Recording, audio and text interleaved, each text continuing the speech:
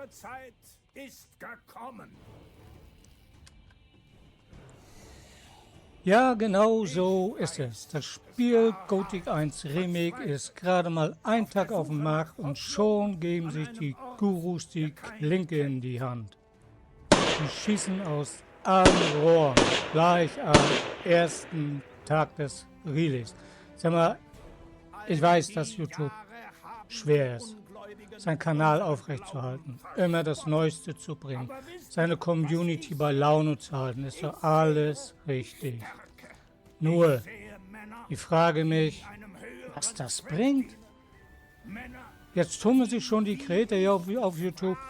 Mach dies, mach das. Ich hab Tipps, ich hab Tricks. Wenn du das so machst am besten, kommst du so weiter. Sag mal, übertreibt ihr das nicht? Merkt ihr das selbst, dass hier irgendwas falsch läuft? Habt ihr das Spiel schon zweimal durchgespielt, um alles abzuwiegen, was sich ergibt aus deinen jetzigen Handlungen? Kannst du garantieren, dass du jeden Weg schon abgelaufen bist im Spiel, um nicht doch irgendwas zu vergessen haben? Um doch das eine, was du den Leuten jetzt vorschlägst, liegen zu lassen und doch mal in die andere Ecke zu gehen und da mal zu schauen, ob bist du nicht selbst schon über eine Kiste geflogen, wo du gesagt hast, gut, geil, danke. Nein, wisst ihr, was ihr macht? Eure Gothic-Fanatiker.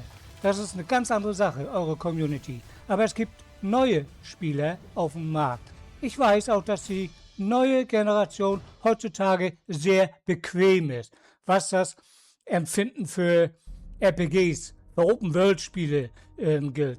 Ich hab doch keinen Bock, hier durch die Welt zu laufen. Ich guck mir jetzt einen Stream an oder ein Video, da ist eine Kiste, da ist eine Kiste, da finde ich das Schwert, da finde ich, was weiß ich, eine Binde zum Verbinden und da finde ich einen Dolch, den ich ja nicht brauche. Ich gehe da zum Goblin, der gibt mir einen Lebensdrang. Ja, solche Menschen gibt es nun mal.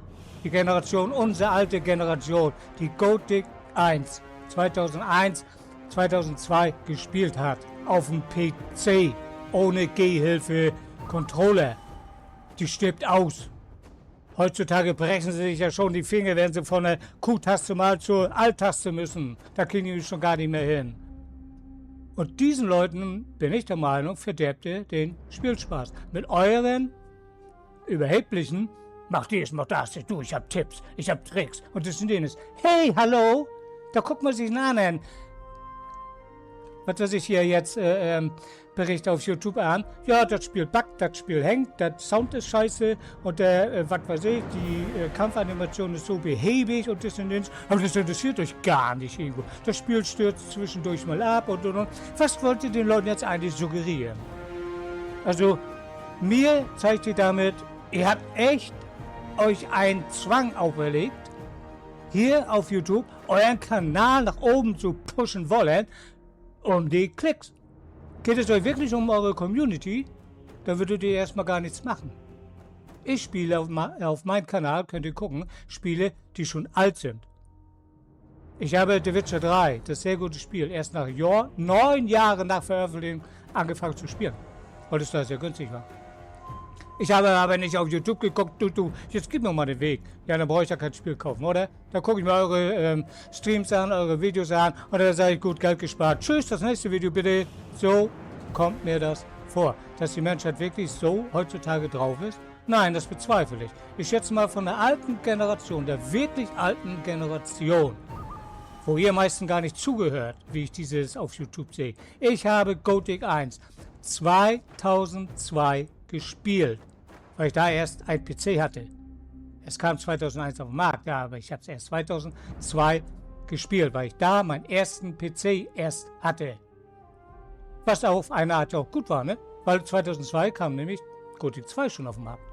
Und kurz danach die Nacht des Raben. Ich konnte das Step by Step in einem Fluss durchspielen. Als ich Gothic 1 durch hatte, es hat gar nicht lange gedauert, da kam Gothic 2 auf den Markt. Da gehörte gar nicht zu dieser Generation. Viele von euch, die waren da vielleicht 10, 12 Jahre erst. Erzähl mir noch nicht irgendwie was von sonst was, von schönem Wetter, wenn es schneit oder regnet. Und diese Generation, die erreicht ihr, möchte ich sagen, nicht. Weil zu dieser Generation gehöre ich nämlich. Was haben wir denn damals gemacht? Wie haben wir die Spiele überlebt? Sag mir mal.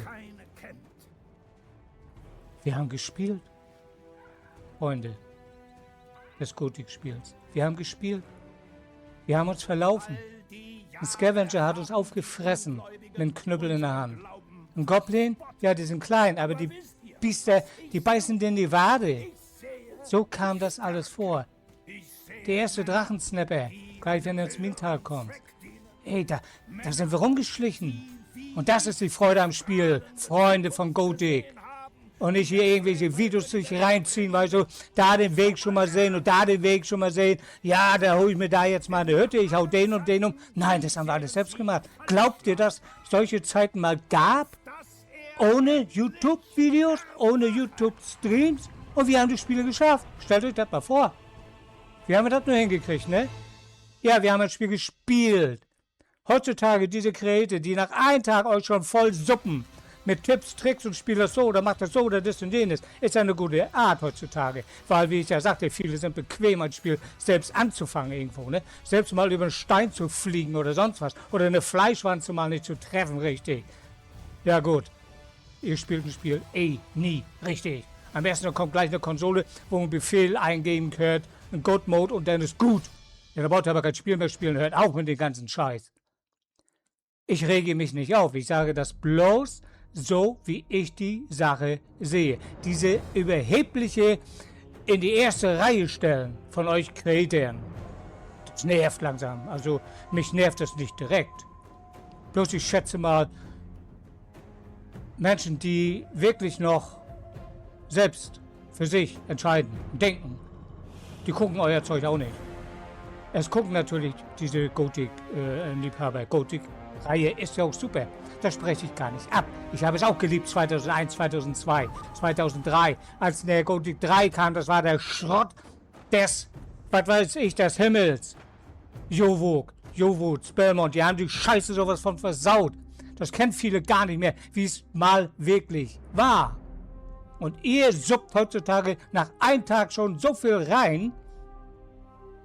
Ja, dann sagt ihr noch gleich, bevor euer Video beginnt, ne?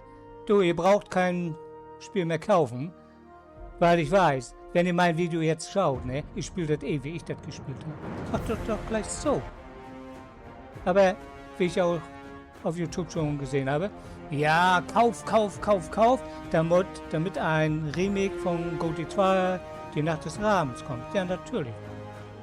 Das ist ein Kreislauf, ne? Wie ein Uhrwerk. Das eine Rädchen muss ins andere greifen. Ne? Kriegt der Publisher nicht genug Geld, ja, dann geht die nächste Aufgabe nicht an. Ist vollkommen richtig.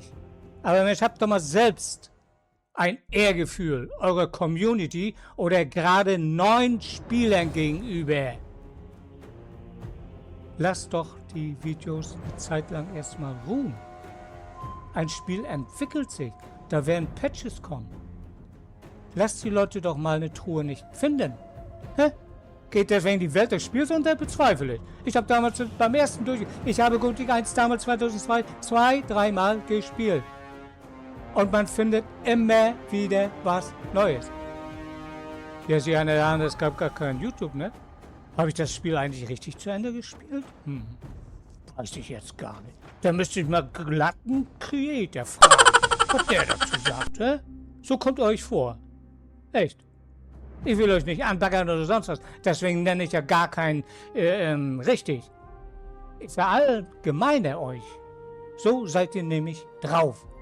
Und nichts anderes. Das hat mit Hilfestellung gar nichts zu tun. Das Spiel kam gestern raus. Heute ist der 6. Gestern am 5. kam es raus. Irgendwie Mitte des Tages war es erst verfügbar überhaupt. Deswegen jetzt von der Zeit her, jetzt ist 15:15 Uhr rum, sagen wir mal, ein Tag auf dem Markt und ihr schießt die Leute schon zu. Mit euren Reden, sag ich mal, ne? Nett ausgedrückt. Woher wollt ihr wissen, dass ihr das Spiel überhaupt richtig spielt, hä? Habt ihr euch das schon mal gefragt? Wenn ich Tipps gebe, ich gebe selten Tipps in meinen Spielen. Bei Shadow Warrior 2 habe ich mal jetzt eingegeben gehabt, da geht es ja darum, um die Option. Da musst du ja erstmal diese Fähigkeit überhaupt frei spielen, dass du Edelsteine, ich sage jetzt einfach mal, auf dein Schwert, also Edelsteine schmieden kannst, verbessern kannst und dann auf dein Schwert einsetzen könntest. Ja, da habe ich alles mal ein bisschen getestet, so und so. Ja, und kam der für mein Empfinden dazu, dass diese Art von Schmiedestein sich am besten schmieden lassen. Weil ich habe es ein paar Mal durchgespielt. Ich habe es ein paar Mal, also das Schmieden, ne? Ich habe es ein paar Mal durchgespielt. Ich habe mehrere Optionen ausprobiert. Ich habe diese Edelsteine genommen, diese Option durchgespielt und. Wie viele Fehlschläge, wie viele Ergebnisse sind sehr unzufrieden. Und danach habe ich dann nur für mich bewertet. Also diese Edelsteine lassen sich am besten schmieden mit einem guten Ergebnis, was man sich vorstellt. Aber ein Tipp und ein Trick, wie ihr das macht, das schießt total am Ziel vorbei. Ich habe auch ein Video gemacht über Sniper Fury, über das Event Scherben-Event. Ja, das läuft auch schon ein paar Jahre. Also ich bin nicht so ein Mensch, ich muss Klicks, Abo, und noch ein paar Klicks und noch ein paar Abos. Ey, da könnten wir einen Song draus machen, wa, oder? Haben? Um den Leuten zu suggerieren, du musst es so machen. Nein, da habe ich eine kleine Hilfe gegeben, wenn du mal nicht vorwärts kommst. Ich greife weder in deren Spiel ein, weil da kann ich gar nicht ins Spiel eingreifen, weil wenn sie sich nur darauf jetzt verlassen würden, was ich denen sage, würden sie überhaupt nicht mehr vorwärts kommen. Aber ihr zeigt ja gleich Wege auf mit euren Tipps und Tricks. Macht das gleich am Anfang. Oh, wenn ich den Satz schon höre, könnte mir kotzig werden. Glaubt ihr mir das? Wieso vielleicht macht ihr sogar den falschen Schritt ins Spiel. Lasst die Leute erstmal reinkommen ins Spiel. Lasst die Leute das Spiel erstmal einmal durchspielen. Das Spiel aufnehmen. Ihr nehmt denen doch das Gefühl, das Spiel zu leben, zu genießen. Und wenn sie einmal durch sind, ja, dann sagen sie so, ich will mal jetzt das andere Lager. Vielleicht gucke ich mir bis dahin mal Tipps an. Vielleicht gibt da was bei YouTube. Echt, ihr solltet echt mal ein bisschen runterfahren. Oder? Meint ihr nicht auch? Aber macht gerne weiter. Ihr habt eure Fanatiker, ihr habt eure Community, das gönne ich euch vollkommen. Nur die Art und Weise, wie ihr das macht, glaube ich, solltet ihr selbst mal überdenken, oder? So, das wollte ich eigentlich nur sagen. Ich habe das Spiel noch nicht gekauft, weil meine Grafikkarte noch zu schlecht ist. Obwohl ich die gerade gekauft habe vor einem Monat, aber dafür reicht sie leider nicht aus. Ist mir auch vollkommen Jacke, wenn ich das Bild schon wieder sehe, was hier abläuft. Also, ich habe ja einen Bericht gesehen auf YouTube von einem Creator, also nicht direkt angeguckt, aber der Titel sagt ja schon, es hackt, es hinkt, es, naja, bla bla.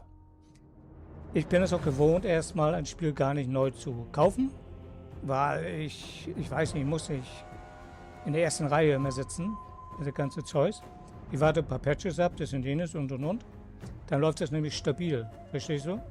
Wenn du jetzt nämlich ein Spiel kaufst und das knallt dir die Patches so weit um die Ohren, es hinkt und hackt und kotzt sich da aus irgendwo, dann bist du gefrustet, dann wartest du natürlich auf Patch und irgendwann kommst du vielleicht an einen Punkt, dann macht dir doch gar keinen Spaß mehr. Weil du das ja alles schon stotterhaft hinter dich gebracht hast irgendwo. Und viele haben auch so ein Spielgefühl, ich spiele es einmal, wenn es geht, gut. Du spielst ein Spiel so gut, wenn es dir gefallen hat, dann ist es gut. Du brauchst auf diese Creator gar nicht gucken oder hören. Weil dann spielst du deren Spiel, das ist nicht mehr dein Spiel. Du kannst ein Spiel dann natürlich nochmal spielen, wenn du das selbst für dich verbessern willst. Aber am Ende, ich habe es auch ein paar Mal gemacht, gerade bei Witcher 3, ne, kommst du wieder dahin, ja eigentlich habe ich die ganze Suppe ja schon mal gehabt. Ne? Ob du nun die Kiste findest oder die da, also, aber du hast dein Spiel einmal so für dich genossen, wie du es gespielt hast. Auch mal mit Ehre wegen. Auch mal was auf die Fresse gekriegt, richtig. Auch mal in eine Bude reingerannt oder einmal steht da irgendein Bauer und prügelt dich raus oder so ein Gardist, Miliz, wie die jetzt auch heißen. Und das war für mich das Schöne, 2002. Diese Selbsterfahrung, die macht ihr ja gar nicht mehr, weil ihr euch nur noch auf YouTube einloggt und euch diese Videos und diese Streams anguckt. Und schon umgeht ihr das, was nämlich ein Spiel ausmacht. Dieses Nichtwissen, dieses Entdecken, dieses Gefühl, Scheiße, hat nicht geklappt. Ich gehe doch mal im Schleichmodus nochmal in die Nacht zurück und. Und das war das Schöne an den Spielen. Ihr lasst euch das nehmen. Glaubt mir, ihr lasst euch das nehmen. So, mehr würde ich eigentlich gar nicht sagen, bloß spielt weiter, schaut weiter, Jeder hat seine eigene Art, ins Spiel umzugehen. Jeder hat seine eigene Art, sich am Tag 20 Stunden aufs Sofa zu schmeißen und in den anderen 4 Stunden Video zu zeigen, anzuschauen, damit er nächsten Tag in den 4 Stunden ein bisschen was spielen kann. Jeder ist für sich selbst. Aber wenn du ein Spiel genießen willst, ne, lass YouTube aus. Glaubt mir. Nach 1 oder 2 Jahren, da kann man bewerten, da kann man sich unterhalten. Und. Ich mach das so, ich mach das so. Das alte Forum, dieses Gothic alte Forum, Mann, das waren noch Zeiten. Leute, vielleicht hören jetzt welche zu, die diese Zeiten noch kennen. Und das ist das wahre Gothic. Bis dann. Tschüss.